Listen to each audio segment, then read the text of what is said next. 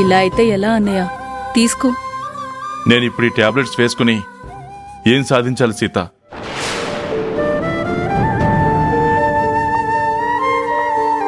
బాధను భరిస్తూ నాకొచ్చిన కష్టానికి కుమిలిపోయి ఏడుస్తూ నా బ్రతుకేంటి ఎలా ఉందని కుమిలిపోతూ కాలం గడపాలా?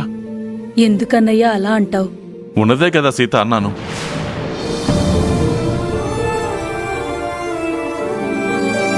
అసలు నేనేం తప్పు చేశాను సీత? సంతోషం ఎందుకు నాకు మొహం చాటేస్తుంది? సమస్యలు తల మీద తిష్ట వేసుకుని ఎందుకు వేధిస్తున్నాయి? అది పవిత్రకి ఏమైందో ఎవరు తీసుకెళ్లారో తెలియడం లేదు.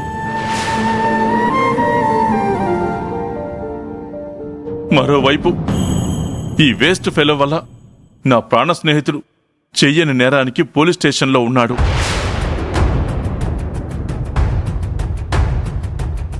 కేసు విత్డ్రా చేసుకోరా అంటే ఆ ఆదిగాడు నా మాటను కూడా ధిక్కరిస్తున్నాడు. నా మాటకు విలువ లేదు, నేనంటే లెక్కలేదు.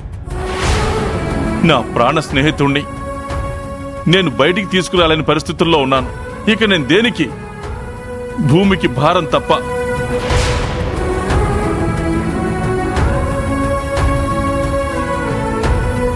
మీరు మరీ అంత ధైర్యం కోల్పోయి మాట్లాడితే ఎలా చక్రవర్తి గారు? మీరు ధైర్యంగా ఉంటేనే మేమంతా ధైర్యంగా ఉంటాం. ఎలా ధైర్యంగా ఉండను రాఘవయ్య గారు? పాపం సరోజ మోహన్ చూడండి, తన భర్త స్టేషన్లో ఉంటే విడిపించండి అన్నయ్య అని నా దగ్గరికి వచ్చింది.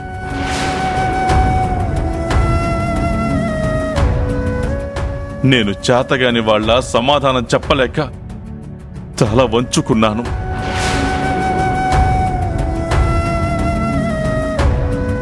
కన్న తండ్రిని పోలీసులు తీసుకెళ్లారు. అది కూడా నా కొడుకు కేసు పెట్టాడని.